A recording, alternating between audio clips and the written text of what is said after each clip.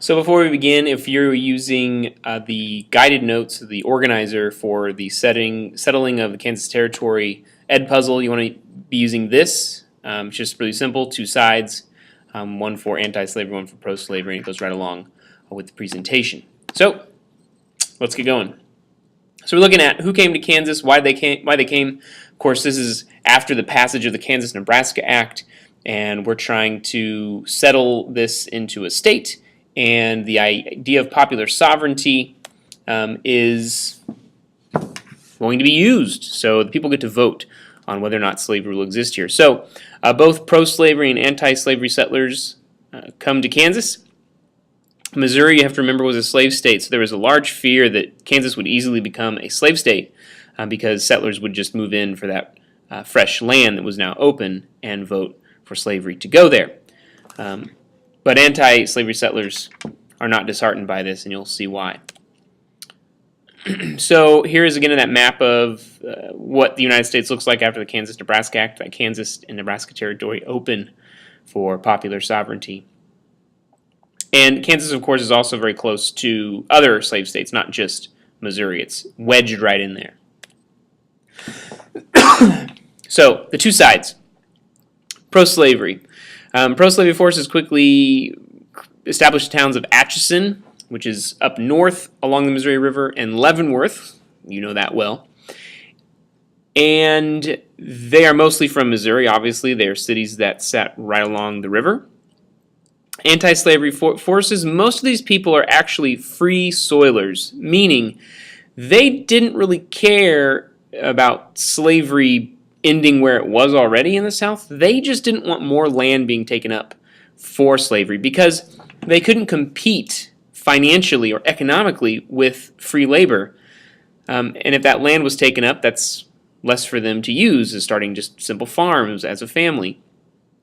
So they wanted that land to be free of slavery, keep slavery right where it was. So most settlers were free soilers, and they established the towns of Lawrence and Topeka, which are very prominent cities today. Topeka being our state's capital.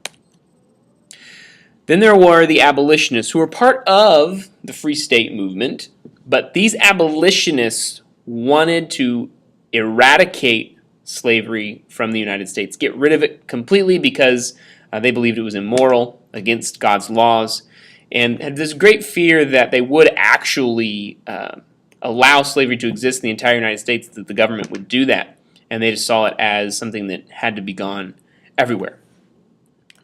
So a couple figures from the two sides. David Rice Atchison is one of the biggest supporters of Missourians coming to settle in Kansas. In fact, we have the town Atchison that was named after him. And he encouraged these settlers to actually come and vote illegally, which they did, and we'll get to that too. So when they're voting for these elections on whether to be free or slave, he encouraged them to vote illegally. And he also led forces in attacks on anti-slavery settlements. So these free states are much more removed from Kansas, especially where a lot of this abolitionist activity is going on, the people who wanted to completely get rid of slavery everywhere in the United States.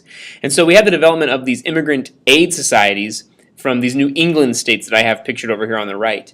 This is where a lot of these prominent abolitionist groups were. And they raised money essentially to send people from the Northeast to this new land who were free soilers. So they got discounted rates essentially to go together to Kansas. They also gave money to build post offices, other public buildings in these new cities, like in Lawrence and Topeka, and to establish newspapers to publish abolitionist propaganda and messages to help make Kansas a free state. One of those people who came to Kansas was a man by the name of James Lane, who would later become one of the first senators of the state of Kansas. He moved there and actually rounded up 400 other settlers from New England in what he called the Army of the North to come down to Kansas and settle. He was actually from Indiana. He voted for the Kansas-Nebraska Act, but knew that he needed to take a stand against slavery. As he himself was from a free state, he did not like the idea of slavery spreading any further, so he personally took a stand to go fight against it. So as these settlers get here, they must hold elections to determine who will be representatives for the state or the territory, and then who will represent the people in the state government. So the first governor, Andrew Reed, who I've pictured here, holds these first elections, and what happens is there are 6,000 votes cast, but only 1,500 actual registered voters. So these people from Missouri, who we give the name border ruffians, they come over here and are voting illegally in these elections. And in fact, there are stories of these border ruffians smashing polling stations where free staters are voting, using violence and intimidation against these voters, because it was easy for the Missourians to do that. It was right there in Kansas. And so they would raid these towns and vote illegally.